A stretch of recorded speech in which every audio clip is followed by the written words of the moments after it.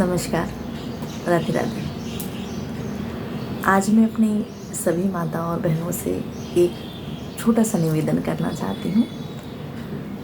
कुछ नियमों का पालन हमें कुछ जगहों पे करना बहुत ज़रूरी होता है। जैसे कि हम जब भी कहीं कथा सुनने के लिए जाते हैं, भागवत कथा हो, राम कथा हो, शिव पुराण हो, कहीं भी किसी भी कथा में, किसी भी संस्था में आप कहीं भी कथा सुनने जाएं तो 2 नियमों का पालन ज़रूर कीजिए।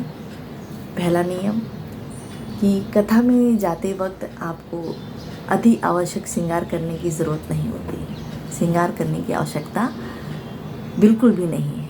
एकदम सरल और साधारण होकर कथा सुनने के लिए जाइए, क्योंकि हम प्रभु के सामने जब होते हैं तो प्रभु हमारा अंतर्मन देखते हैं, ना कि हमारा शरीर। तो इसलिए कथा सुनते समय एकदम सरल और साधारण होकर जाइए। पहला नियम। दूसरा नियम, मैं अपनी सभी माता और बहनों से बहुत ही करबद्ध निवेदन करना चाहती हूँ कि कथा सुनते समय इस नियम का पालन ज़रूर कीजिए कि अपने सर पर आंचल रखिए। हम घर में तो देखिए कैसे भी रह सकते हैं, ठीक है। घर में हम गाउन पहन सकते हैं, घर में हम टी शर्ट और भी कई वस्त्र हैं जो हम पहन के रहते हैं एकदम बेफिक्र होके कि हम घर में हैं।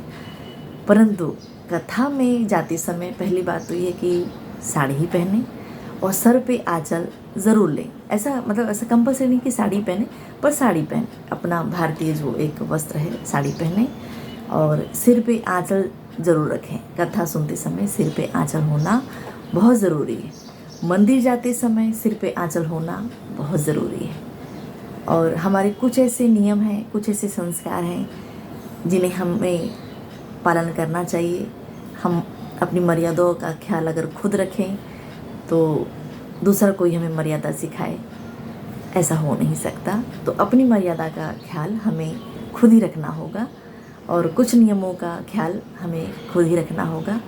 इसका विशेष ख्याल रखें। जय गुरुदेव। नमस्कार।